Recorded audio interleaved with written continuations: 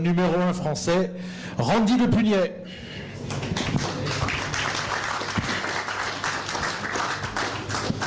Randy, on s'est croisé jusqu'à il y a 48 heures. Avec Sébastien Charpentier, on a été le voir tourner. Alors ça s'est bien passé, tu as été première CRT. Et puis même les deux premiers jours, tu étais devant deux pilotes, je crois que c'était Barbera et Karel Abraham. Et en revanche, ça a été, il s'en fallait pas beaucoup, mais tu n'as pas réussi à battre un proto sur la dernière journée. Ça va être un petit peu à l'image de ce que va être la saison. Toi, tu vas te battre pour la meilleure place de Climbing Rules et il y aura les protos devant ou tu peux battre quelques protos? C'est vrai que ça va être compliqué de battre des protos à la régulière, étant donné qu'il y a une trentaine de chevaux d'écart. Ma moto est très bonne, hein, j'ai rien à dire. Maintenant, 30 chevaux, ça coûte cher, surtout que on cherche des dixièmes. J'ai fini à une seconde 7 de Stoner sur ces 3 jours, donc pour moi c'était vraiment une bonne opération. Le premier jour c'était du bonus de se retrouver devant ces motos, je dirais officielles. Donc voilà, moi je fais mon boulot. L'objectif c'est d'être premier CRT et puis s'il y a moyen de battre des protos de temps en temps ou sur un tour chrono, je vais pas m'en empêcher. Maintenant il faut relativiser, j'avais plus d'1 seconde d'avance sur le deuxième, même si j'étais qu'à moitié satisfait des essais. Je finis 13e, c'est comme ça, il faut prendre les choses et puis on va voir comment ça va évoluer dans la saison. Alors avec Sébastien, tu as trouvé très positif, très enthousiaste. On pensait que peut-être tu aurais un regret d'avoir perdu une place chez Ducati Pramac avec un proto. Et non, au contraire, tu dis, je me sens bien avec cette moto, j'ai de bonnes sensations, il y a de la bonne vitesse de passage en courbe, il y a des choses à faire. Tu es très positif.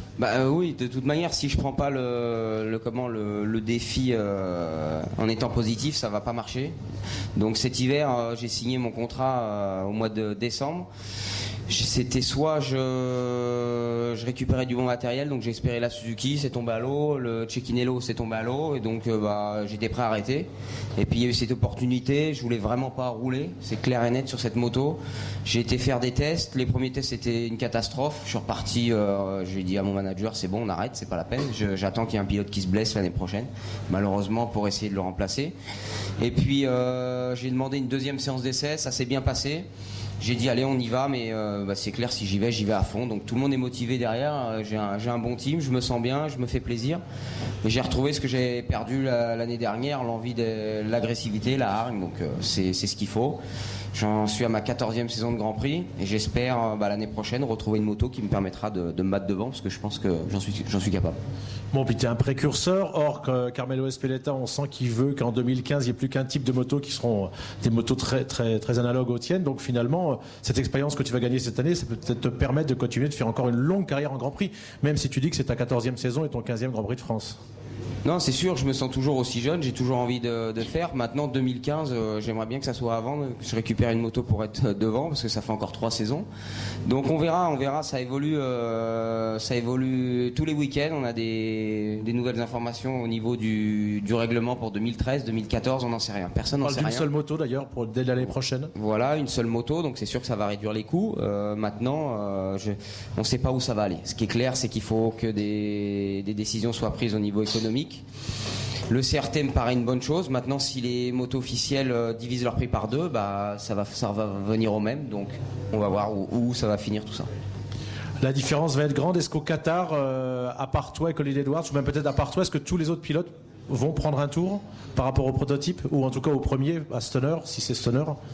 J'en sais rien, il va falloir voir. Le Qatar est quand même un grand circuit où on roule presque en 2 minutes, où il y a une vingtaine de tours, donc prendre un tour, ça me paraît quand même gros.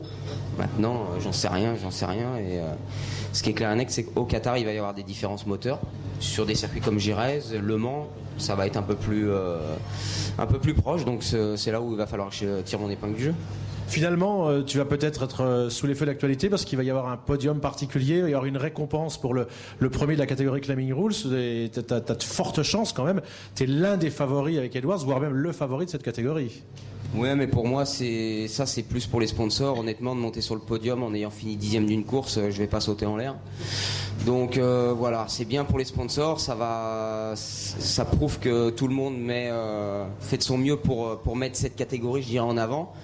Et voilà, maintenant pour moi, aujourd'hui, j'ai fait 13e des tests. Ok, première CRT, mais pour moi, ça veut pas dire grand chose puisque je vois toujours plus haut, quoi. Dernière question là, qui concerne le Grand Prix de France. On sait que Claude Michy, il le voit avec ses chiffres. Beaucoup de gens viennent pour les pilotes français, mais énormément de spectateurs viennent pour voir Valentino Rossi. Tu as roulé sur une Ducati l'année dernière. Dans ce que tu as vu là, tous les journalistes qui étaient présents ont le sentiment, y compris les Italiens, que ça va être quasi impossible pour Rossi de gagner un Grand Prix. Tu penses qu'il n'y arrivera pas sur le sec à la régulière? Honnêtement, non, je pense pas qu'il va gagner un Grand Prix. L'an dernier, la moto était bonne sous la pluie, et là, d'après les commentaires d'Aiden, elle est meilleure sur le sec, pas encore assez bonne pour gagner, et moins bonne sous la pluie. Donc, ce qu'ils ont gagné sur le sec, ils l'ont perdu sous la pluie. Donc, ça me paraît vraiment, vraiment compliqué, à part d'un concours de circonstances énorme que Rossi gagne un Grand Prix cette année. Voilà.